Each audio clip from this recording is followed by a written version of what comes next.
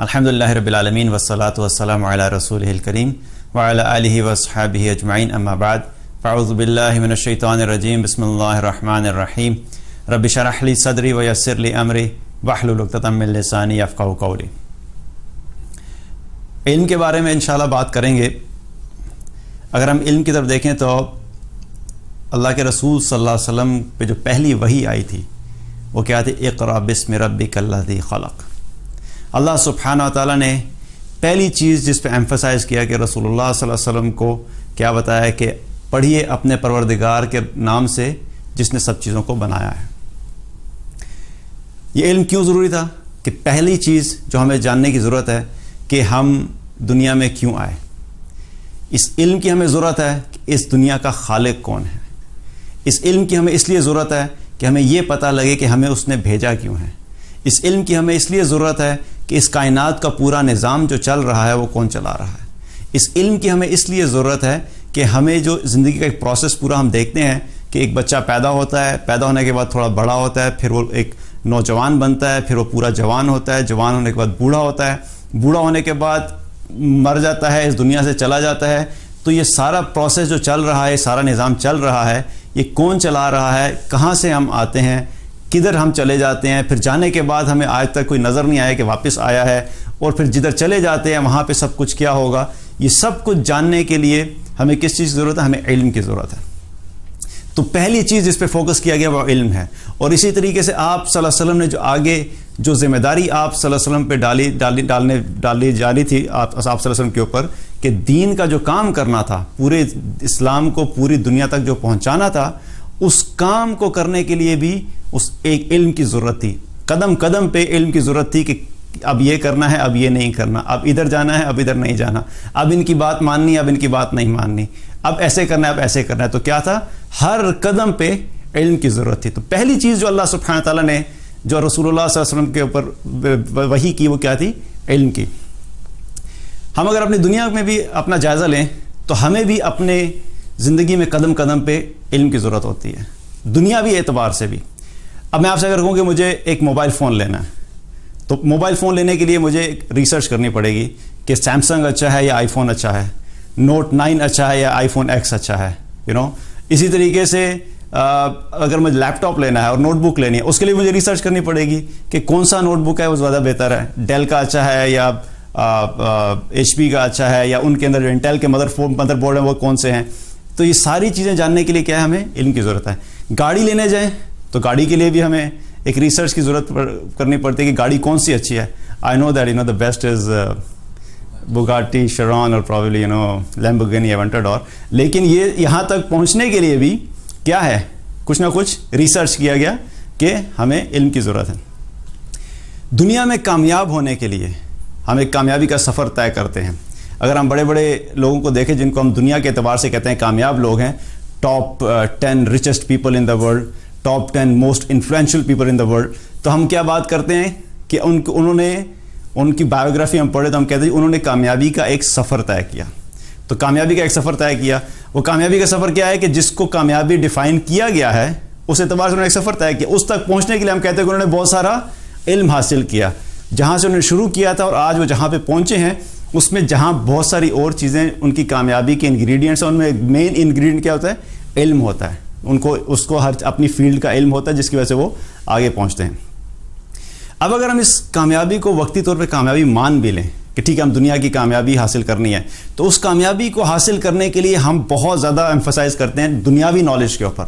ہمارے بچے جب دنیا کا علم حاصل نہیں کرتے یا ایگزامز آتے ہیں وہ پڑھتے نہیں ہیں، ایگزامز کے اندر نمبر تھوڑے سے کم آ جائیں تو ہم بچوں کے ساتھ کیا کرتے ہیں؟ پہلی چیز کیا ہوتی ہے؟ PS4 بند ہو جاتا ہے، ایکس باکس بند ہو جاتا ہے، تمہاری گیمز بند ہو گئی ہیں، یو آر گراؤنڈیڈ، یو کی ناٹ موو اینی مور۔ جب تک تمہارے نمبر اچھے نہیں آئیں گے تب تک تم اور کچھ نہیں کر سکتے، اور ان پہ اتنی سختی کریں گے حتیٰ کہ کچھ والدین ایسے جو مارنے تک بھی آ جاتے ہیں۔ کس لیے مار پیٹ کرتے ہیں؟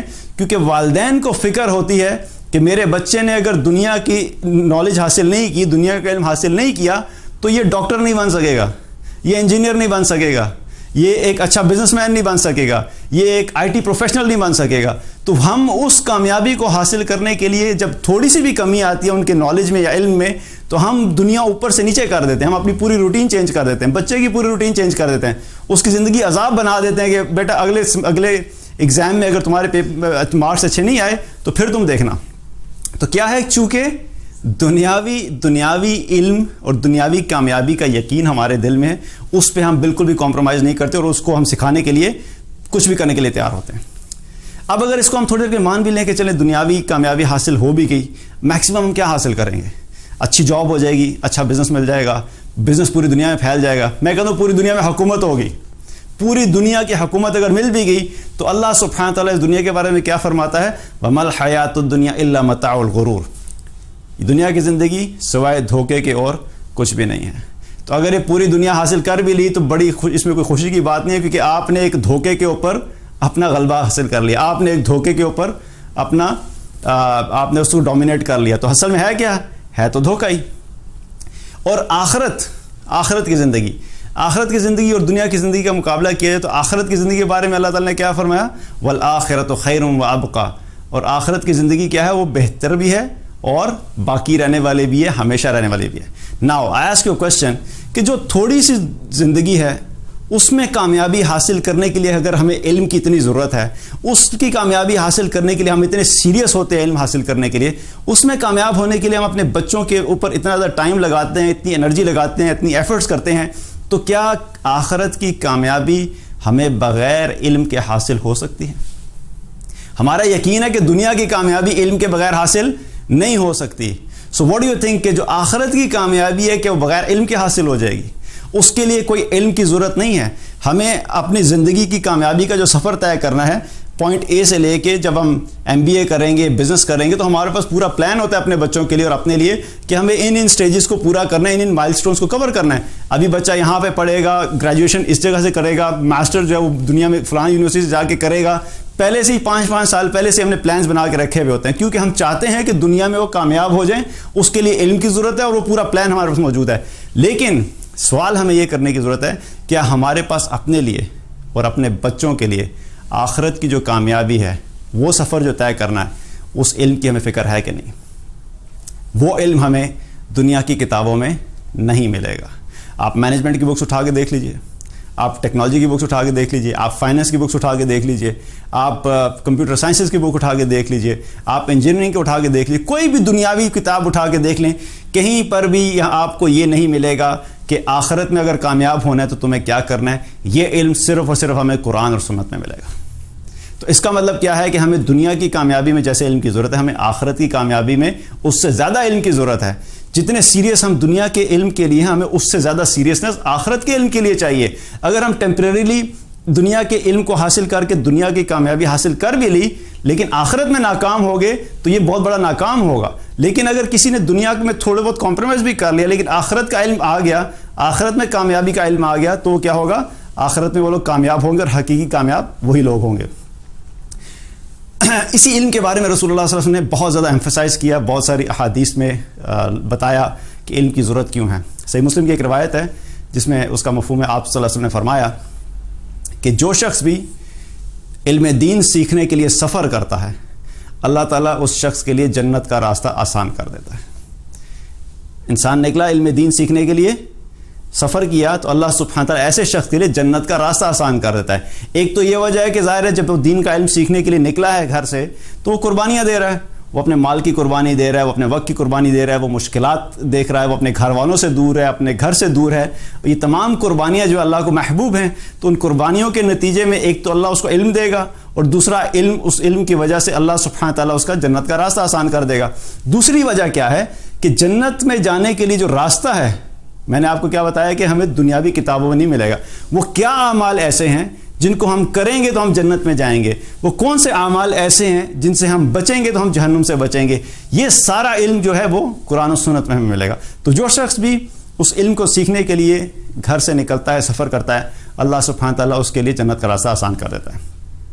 اسی طریقے سے ایک مرتبہ ایک شخص آپ صلی اللہ علیہ وسلم کے پاس آیا اور آ کر عرض کی, یا رسول اللہ, میں نے ایک فلاں قبیلے کے ساتھ ایک ڈیل کی ہے, انہوں نے تجارت کی تھی تو اس میں فائدہ حاصل ہوا. تو وہ شخص آپ کے پاس آیا اور آ کے کہا کہ یا رسول اللہ, میں نے ایک ڈیل کی ہے اور مجھے اس میں بڑا فائدہ حاصل ہوا ہے, دیکھیے مجھے بہت زیادہ فائدہ حاصل ہوا ہے. تو آپ صلی اللہ علیہ وسلم نے فرمایا کہ جو شخص بھی قرآن کی 10 آیات سیکھ لیتا ہے وہ اس سے زیادہ نفع حاصل کرتا ہے. وہ آیا تھا اپنے دنیا کے فائدہ لے کر, رسول اللہ صلی اللہ علیہ وسلم نے اس کو اصلی فائدے کی طرف ڈائیورٹ کر دیا کہ ٹھیک ہے دنیا کا فائدہ بھی ہے, لیکن 10 آیات سیکھنا جو وہ قرآن کی 10 آیات سیکھنا اس سے زیادہ بہتر ہے. اب اس وقت کے لوگ جو تھے جہاں دنیا کماتے تھے ان میں آخرت کی بھی فکر تھی, تو وہ شخص واپس گیا اور 10 آیات سیکھ کر واپس آیا. 10 آیات سیکھی پھر واپس آیا اور آ کر رسول اللہ صلی اللہ علیہ وسلم کو آگاہ کیا کہ یا رسول اللہ میں نے قرآن کی 10 آیات بھی سیکھ لی. تو کیا ہے کہ دنیا کی اگر فکر ہے لیکن ساتھ ساتھ آخرت کی بھی فکر تھی ان لوگوں کو. تو اسی طریقے سے صحابہ میں علم سیکھنے کا شوق تھا. انہوں نے جو علم سیکھا اس کے لیے انہوں نے بڑی قربانیاں دیں. عبداللہ ابن عباس رضی اللہ عنہ کون ہے؟ رسول اللہ صلی اللہ علیہ وسلم کے چچا کے بیٹے. تو رشتے میں کیا ہوئے؟ چچا زاد بھائی, کزن ہوئے. ان کو علم سیکھنے کا اتنا شوق تھا کہ بچپن میں ایک دفعہ اپنے ایک دوست کے ساتھ کھیل رہے تھے, چھوٹے تھے اور اپنے دوست کے ساتھ کھیل رہے تھے. کھیلتے کھیلتے اپنے دوست سے کیا کہنے لگے کہ چلو چلتے ہیں جا کے صحابہ سے کچھ علم سیکھتے ہیں, چونکہ ان کے اندر علم سیکھنے کا ایک شوق تھا. تو جو دوست تھا اس نے کہا کہ صحابہ سے علم سیکھو گے؟ صحابہ اتنے بڑے بڑے جلیل القدر صحابہ ہیں, ان سے کیا سیکھو گے؟ لوگ ان سے ڈائریکٹ جا کے پوچھ لیں گے, تم سے کون پوچھے گا؟ کیوں تم اپنے آپ کو اتنی مشکل میں ڈالتے ہو؟ تو انہیں بات پسند نہیں آئی. انہوں نے اس بات پہ اپنے اس دوست کو چھوڑ دیا اور علم سیکھنے میں مشغول ہو گئے. اور پھر اتنے علم سیکھا اور اتنے صحابہ سے سیکھا کہ ایک وقت ایسا آیا کہ ایک دفعہ بیٹھے ہوئے تھے اور ان کے گرد بہت بڑا مجمع لوگوں کا بیٹھا تھا جو علم حاصل کر رہا تھا. تو وہی دوست جو بچپن کا تھا وہ قریب سے گزرا اور دیکھا, تو دیکھ کر ان کو حیران ہونے لگا کہ وہی عبداللہ ابن عباس ہے جن کو میں نے چھوڑا تھا. آج وہ دوست تو پتہ نہیں کیا تھا, کوئی بھی نہیں جانتا, لیکن انہوں نے اپنے آپ کو علم میں لگایا. تو آج 1400 سال کے بعد بھی ہم سب ان کا عزت سے نام لے رہے ہیں علم کے اعتبار سے کہ اللہ سبحانہ وتعالی ان کو اتنا علم عطا فرمایا. اور وہ کیا کرتے تھے جب علم سیکھنا تھا, تو جب انہیں پتہ لگتا تھا کہ فلاں صحابی کے پاس علم ہے تو جاتے تھے, اپنے پاس ایک چادر رکھی ہوئی تھی, جا کے ان صحابی کے گھر کے باہر چادر بچھا کے بیٹھ جاتے تھے. پتہ کرتے تھے ملنا ہے, تو جب پتہ لگتا تھا کہ وہ سو رہے ہیں تو وہ کیا کرتے تھے, وہ واپس نہیں آتے تھے, چادر بچھا کے ان کے گھر کے باہر بیٹھ جاتے تھے. اب وہ بیٹھے ہوئے انتظار میں گھنٹہ گزر گیا, 2 گھنٹے گزر گئے, 3 گھنٹے, جب تک وہ صحابی خود باہر نہیں نکلتے تھے ان کو دوبارہ ڈسٹرب نہیں کرتے تھے. جب وہ صحابی باہر آتے تھے تو ان کو جب وہ دیکھتے تھے کہ عبداللہ ابن عباس بیٹھے ہوئے ہیں, تو وہ صحابی چونکہ جانتے تھے کہ نسب کے اعتبار سے ان کے چچا کے بیٹے ہیں, تو تمام صحابہ ان کی عزت کیا کرتے تھے.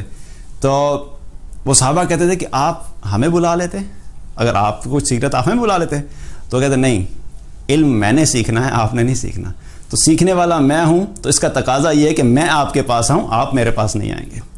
تو اب آپ سوچیے یہ بات کہنا کتنی آسان ہے کہ کسی کے گھر کے باہر 3 گھنٹے پہ میں آپ کو بھی کہوں کہ اچھا جاؤ فلاں ایک حدیث ہے, فلاں عالم ہے, ان کے گھر کے باہر ان پاس جاؤ اور ایک حدیث سیکھ کے آ جاؤ. اب آپ جائیں گے, آپ بیل بجائیں گے, وہ کہیں گے جی گھر پہ نہیں ہے, تو آپ کیا کہیں گے؟ واپس آ جائیں گے. یا وہ کہیں گے سو رہے ہیں, تو ہم کیا کریں گے؟ واپس آ جائیں گے.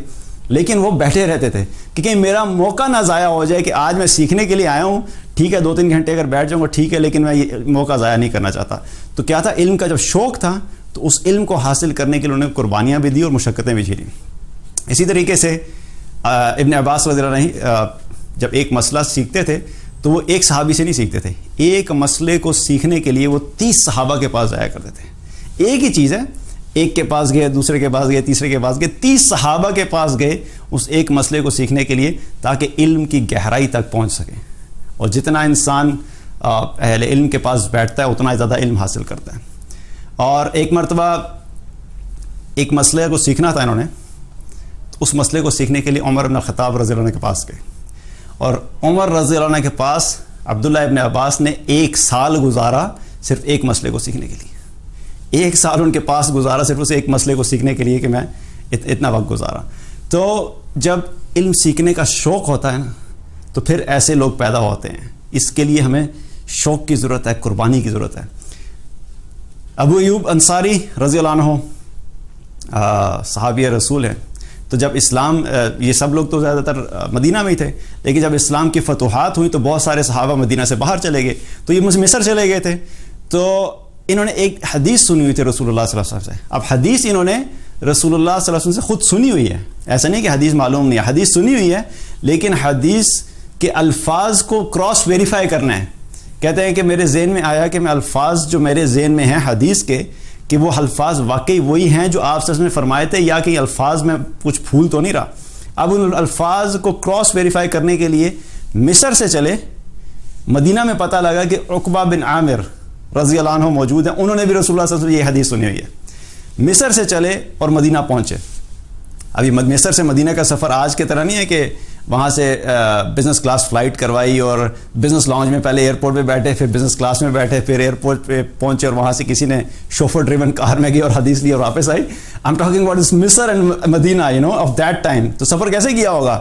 یا اونٹ پہ کیا ہوگا, یا گھوڑے پہ کیا ہوگا, یا پیدل کیا ہوگا. اس کے علاوہ تو کوئی آپشن نہیں تھی, کوئی بلٹ ٹرین تو چلتی نہیں تھی دونوں کنٹریز کے درمیان. تو کیا ہے کہ ایک حدیث حاصل کرنے کے لیے آل دا وے سفر کیا, وہاں پہنچے, پتا کہ ابھی عقبہ بن عامر رضی اللہ عنہ کا گھر کدھر ہے. لوگوں نے بتایا جی کہ فلاں جگہ پہ رہتے ہیں. ان کے گھر کے باہر گئے, دروازہ نوک کیا, عقبہ بن عامر رضی اللہ عنہ دیکھا, اوپر سے نکلے اور دیکھا نیچے ابو ایوب انصاری ہیں. بڑی خوشی ہوئی, پرانے صحابہ پرانے جاننے والے ملے. تو انہوں نے کہا کہ مرحبا, آپ اندر آ رہے ہیں کہ میں نیچے آؤں؟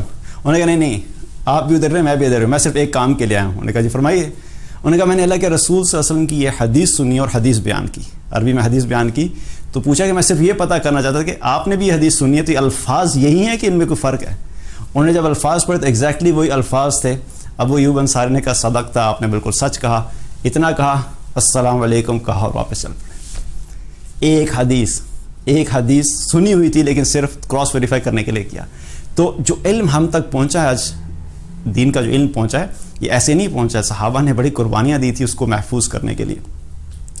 تو علم جو ہے ہم نے اپنی زندگیوں میں علم پہ ایمفسائز کرنا ہے. رسول اللہ صلی اللہ علیہ وسلم نے ایک حدیث میں فرمایا کہ مجھے علم کی کثرت عبادت کی کثرت سے زیادہ محبوب ہے. اب عبادت کرنا بڑی بات ہے, لیکن آپ سے کیا فرمایا کہ مجھے علم کی کثرت عبادت کی کثرت سے زیادہ محبوب ہے. اب اگر دیکھا جائے تو آج جب ہماری دین کی طرف رغبت ہوتی ہے تو پہلی چیز ہم کیا کرتے ہیں, ہم فوراً اپنے آپ کو عبادات میں بڑھا دیتے ہیں, جو کہ ٹھیک ہے, اس میں کوئی غلط بات نہیں ہے کہ عبادات میں آگے بڑھنا, یہ بھی بہت اچھی بات ہے. لیکن ہمیں وہ بیلنس کریٹ کرنا ہے کہ ہمیں عبادات کے ساتھ ساتھ علم بھی حاصل کرنا ہے, کیونکہ رسول اللہ صلی اللہ علیہ وسلم کیا فرما رہے ہیں کہ مجھے علم کی کثرت عبادت کی کثرت سے زیادہ محبوب ہے. تو اس لیے اس عبادت کو بھی ٹھیک کرنے کے لیے کیا ہمیں علم چاہیے. اگر عبادات بہت زیادہ ہوگی, عبادات بہت زیادہ بڑھ گئی, لیکن آپ نے ان عبادات کے لیے علم نہیں حاصل کیا, تو ان عبادات کے اندر وہ خشیت نہیں ہوگی, وہ فائدہ نہیں ہوگا جو کہ ایک علم کے ساتھ عبادت کی جاتی ہے. اس لیے ان عبادات کو بھی خوبصورت بنانے کے لیے ہمیں علم کی ضرورت ہے. تو علم پہ ایمفسائز کیا آپ صلی اللہ علیہ وسلم کہ علم کی کثرت آپ صلی اللہ علیہ وسلم کو زیادہ پسند تھی. اسی طرح ایک دفعہ ایک شخص, ایک صحابی ہیں, آپ صلی اللہ علیہ وسلم کے پاس آئے. آپ صلی اللہ علیہ وسلم مسجد میں بیٹھے ہوئے تھے تکیے کے ساتھ ٹیک لگائے ہوئے. تو ان صحابی نے آ کے عرض کیا, یا رسول اللہ میں علم سیکھنے آیا ہوں, میں علم حاصل کرنے آیا ہوں. تو آپ صلی اللہ علیہ وسلم نے فرمایا کہ مرحبا, مبارک ہو. طالب علم کے لیے, طالب علم کو فرشتے اپنے پروں سے گھیر لیتے ہیں. طالب علم کو فرشتے اپنے پروں سے گھیر لیتے ہیں, طبرانی کی روایت ہے. اب آپ تھوڑا سا سوچئے اس بارے میں کہ کوئی ایک شخص بیٹھا ہوا ہے, ہم کہیں بھی کسی جگہ پہ جائیں اور وہاں پہ ایک شخص بیٹھا بات کر رہا ہو اور اس کے ارد گرد لوگ جمع ہوئے ہوں, تو ہم سارے اس کو بڑا فیسینیٹ کرتے ہیں کہ یار یہ بڑا زبردست انسان ہے, یہ بیٹھا ہوا ہے, اتنے لوگ اس کی بات سن رہے ہیں, اس کو گھیرے میں لیے ہوئے ہیں. اب بیٹھ کے بے شک وہ فیشن کی بات کر رہا ہوگا, نئی مووی کون سی آ رہی ہے, نیا فیشن کون سا چل رہا ہے, نیا سیل فون کون سا آ رہا ہے, دیٹس اے ڈفرنٹ ڈسکشن. لیکن ہم دیکھیں گے, ہم کہیں گے یار ایک بندہ بیٹھا ہے, اس کو اتنے لوگوں نے گھیرا ہوا ہے, تو ہم ایسے لوگوں کو سمجھتے ہیں بڑے ویلیویبل ہیں. تو یہاں پر کیا ہو رہا ہے کہ اللہ کے رسول صلی اللہ علیہ وسلم کیا فرما رہے ہیں کہ جو علم حاصل کرنے کے لیے طالب علم ہوتا ہے اس کو فرشتے گھیر لیتے ہیں, اس کو فرشتے گھیر لیتے ہیں. بندوں کی بات نہیں کر رہا, انسانوں کی بات نہیں کر رہا, فرشتے گھیر لیتے ہیں. اور نہ صرف گھیر لیتے ہیں بلکہ وہ زمین سے لے کے آسمان تک پہنچ جاتے ہیں. وہ فرشتے پورا ایک راؤنڈ سرکل بنا کے آسمان تک پہنچ جاتے ہیں. اور پھر آپ صلی اللہ علیہ وسلم نے فرمایا کہ یہ فرشتے اس طالب علم سے محبت کرتے ہیں. اب جنہوں نے گھیرا ہے وہ اس سے محبت بھی کرتے ہیں. اور پھر یہ فرمایا کہ جو محبت کرتے ہیں, محبت کرنے کی وجہ کیا بیان فرمائی, اس لیے نہیں بیان فرمائی کہ وہ جارجیو ارمانی کا سوٹ پہن کے کھڑا ہوا تھا, اور probably he is having a very nice perfume اور سم تھنگ. نہیں, محبت اس لیے کرتے ہیں کہ جو علم اس کے پاس ہے, اس علم کی وجہ سے طالب علم سے محبت کرتے ہیں, اور وہ فرشتے اس علم سے بھی محبت کرتے ہیں. ٹھیک ہے, تو علم حاصل کرنے والے سے فرشتے بھی محبت کرتے ہیں اور اس کو اپنے گھیرے میں لے لیتے ہیں. اس طریقے سے آپ صلی اللہ علیہ وسلم نے ایک حدیث میں فرمایا کہ جو شخص بھی علم حاصل کرتا ہے طالب علم کے لیے, اس دنیا کی ہر چیز اس کی مغفرت کی دعا کرتی ہے، حتیٰ کہ سمندر میں جو مچھلیاں ہیں وہ بھی اس شخص کے لیے مغفرت کی دعا کرتی ہیں. Now think about it کہ آپ دین کا علم حاصل کر رہے ہیں، آپ تو علم حاصل کر رہے ہیں، لگتا ہے کتنا چھوٹی سی بات ہے کہ آپ کہیں پہ بیٹھے، آپ نے قرآن کی ایک آیت سیکھی، آپ نے کوئی حدیث سیکھی، آپ نے دین کی کوئی بات سیکھی، آپ نے کوئی فقہی مسئلہ سیکھ لیا، آپ نے اپنے نماز کے بارے میں کوئی چیز سیکھ لی. کتنی چھوٹی سی بات لگتی ہے. ابھی بھی جو ہم بات کر رہے ہیں کچھ نہ کچھ علم ٹرانسفر ہو رہا ہے، آپ لوگ سیکھ رہے ہیں، میں بھی سیکھ رہا ہوں، ہم سب سیکھ رہے ہیں. تو اس وقت کیا ہو رہا ہے کہ پوری کائنات میں اور پوری دنیا میں جتنی بھی چیزیں ہیں وہ تمام چیزیں ہمارے مغفرت کی دعا میں مشغول ہیں. اور ایک نہیں، کتنی ہیں واللہ عالم. مچھلیوں کا اندازہ نہیں ہے ہمیں، اگر مچھلیوں کو کاؤنٹ کرنا شروع کریں تو ہمیں نہیں پتہ، لیکن اس کے علاوہ جتنی بھی چیزیں مچھلیوں کے ساتھ ساتھ وہ سب چیزیں طالب علم کے لیے مغفرت کی دعا کرتی ہیں. تو یہ کس کے لیے ہے؟ اگین طالب علم کے لیے. تو یہاں پر آپ دیکھیں کہیں پر بھی دنیا کے مال کا ذکر نہیں ہوا، کہیں پر بھی ظاہری حلیے کا ذکر نہیں ہوا، کہیں پر بھی نسب کا ذکر نہیں ہوا، کہیں پر بھی علاقے کا ذکر نہیں ہوا، کہیں پر بھی آپ دیکھنے میں کیسے ہیں کہ ذکر نہیں ہوا، کہیں پر بھی کپڑوں کا ذکر نہیں ہوا، گاڑی کون سی ہے، گھر کون سا ہے. It doesn't matter at all. ایک طالب علم ہے، جو طالب علم ہے، اس تمام فضیلتیں اس طالب علم کے لیے ہیں. تو ہمارے لیے فکر کی کیا بات ہے کہ جیسے ہم نے اپنی دنیا کا علم حاصل کرنا ہے، دنیا میں کامیاب ہونے کے لیے وہ بھی سیکھنا ہے، اس کو چھوڑنا نہیں ہے، لیکن اس سے زیادہ ایمفسائز ہم نے کیا کرنا ہے، ہم نے دین کا علم سیکھنا ہے. کیونکہ اصل کامیابی ہمیں ان کتابوں میں ملے گی جو قرآن و سنت ہے، نہ کہ ہمیں دنیا کی کتابیں. اور قیامت کے دن بھی جو سوال جواب ہوں گے وہ یہ نہیں پوچھا جائے گا تیمور صاحب اپنی ڈگری شو کرے، آپ نے ایم بی اے کی ڈگری جو تھی آپ کی ویلڈ تھی کہ نہیں تھی، یہ کویشچن نہیں ہوگا. لیکن یہ پوچھا جائے گا کہ جو علم حاصل کیا تھا اس کے مطابق عمل کتنا کیا. تو علم جو حاصل کرنا ہے وہ کون سا؟ دین کا علم حاصل کرنا ہے. اللہ سبحانہ تعالیٰ ہم سب کو دین کا علم حاصل کرنے کی توفیق عطا فرمائے، اور وہ شوق عطا فرمائے کہ جو صحابہ میں بھی تھا اور بعد میں بھی بہت سے لوگوں نے جس کو حاصل کرنے کے لیے قربانیاں دی. اور اللہ سبحانہ تعالیٰ اس علم کو ہماری دنیا اور آخرت کی نجات کا ذریعہ بنائے.